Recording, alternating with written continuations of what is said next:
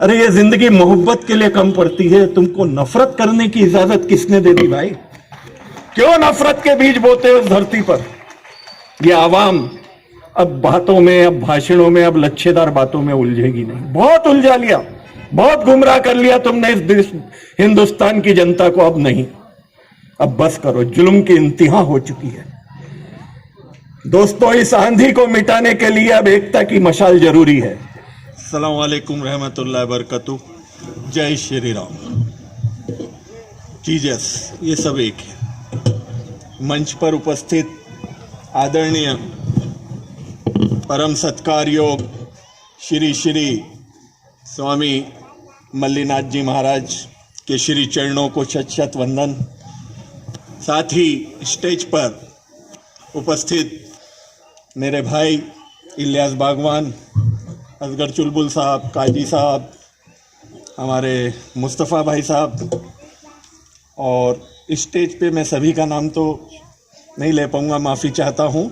Dignities on the dash, of the dash, और आप सभी श्रोतागण भाइयों और बहनों, मैं अपनी बात शुरू करूं उसके पहले दिल की गहराइयों से नईम और उसकी टीम को मुबारकबाद देता हूं कि बहुत कम समय में, बहुत छोटी उम्र में उसने एक बहुत बड़े काम को अंजाम दिया है।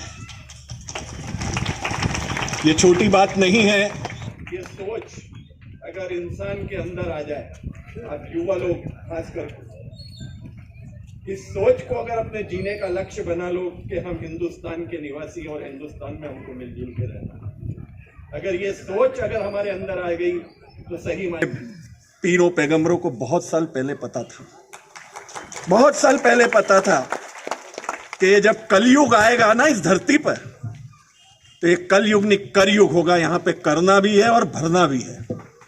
जो करोगे वो भरोगे। इसके लिए हमको पहले से सचेत किया गया। जो ईमान की राह पे है उनका कोई बाल बाका नहीं कर सकता। जो अपने रब पे विश्वास करते हैं, अपने वाहिगुरु पे, अपने अकाल पुरख पे, अपने भगवान पे जो विश्वास और आस्था रखते हैं, अपने गॉड पे जो आस्था रखते हैं, उनका कोई बाल बाका नहीं कर सकता। उसी के लिए गुरु नानक देव जी ने आज से 500-700 साल पहले एक बात कही थी, से सब जग उपजा, कौन भले कौन मंदे।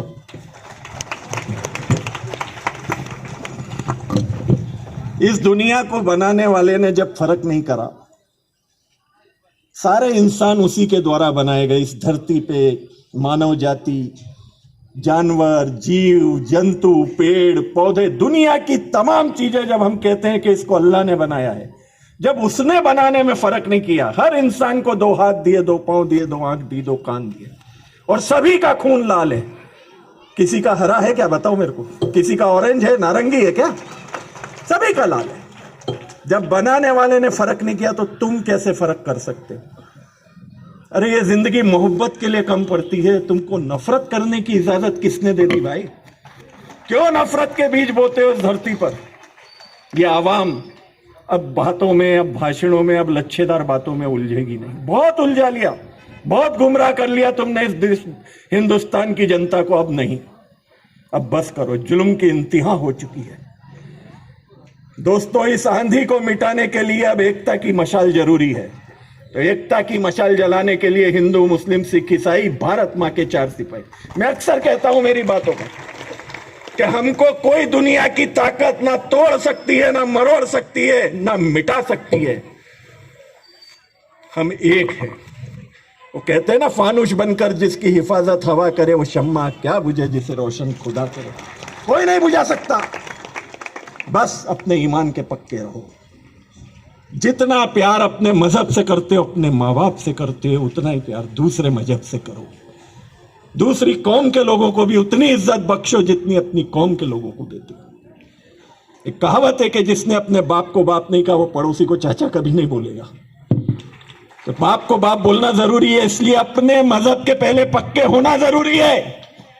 एक हिंदुस्तानी होने के नाते हिंदुस्तान का संविधान हमको इजाजत देता है कि हम अपना धर्म अपनी मर्जी से माने, अपने धर्म पे चलें।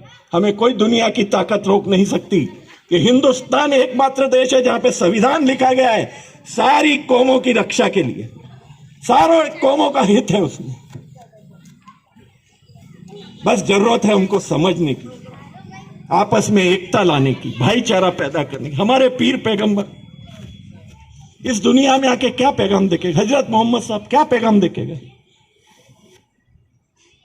सबसे मिलजुल के रहो, प्यार से रहो। हुसैन इब्ने अली की शहादत को याद करिए, क्यों दी उन्होंने शहादत? क्या मुसलमानों के लिए दी? कोई एक आदमी मुझे बता दे, आप आलिम बैठे हैं, क्या मुसलमानों के लिए शहादत दी उन्होंने? इंसान के लिए दी, इंसानियत के लिए दी। वो चाहते थे कि इस दुनिया में इंसानियत कायम हो। और सही मायनों में मुसलमान नाम किसी कौम का नहीं है, मुसलमान है जिसका मुसलसल ईमान अपने रब पर है, वो मुसलमान है।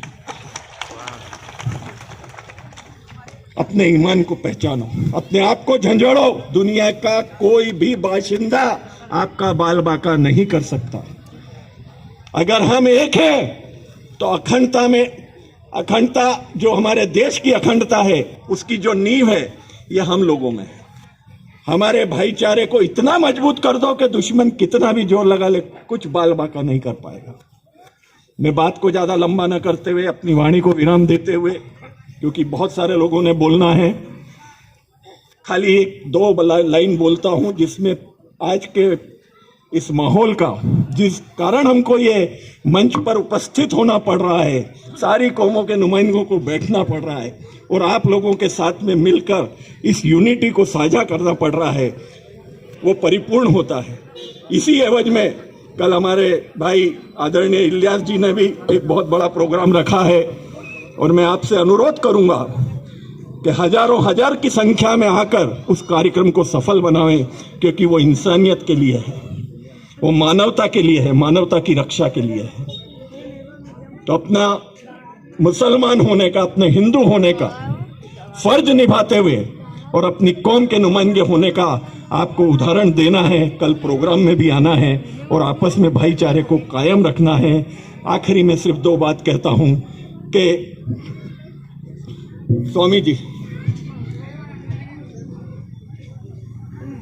इलियास भाई, मुस्तफा साहब, चुलबुल साहब, आप सब बैठे हैं, आप ही को पेश करता हूं वो बात। पहले मैं मुसलमान भाइयों के लिए कहता हूं, तुम गीता हो जाओ, तुम गीता हो जाओ, तुम बाइबल हो जाओ। मल्लिका साहब, तुम गीता हो जाओ, तुम बाइबल हो जाओ, हम कुरान हो जाएं, चलो इसी बहाने एक अच्छे इंसान हो जाए। जय हिंद, जय कर्नाटक।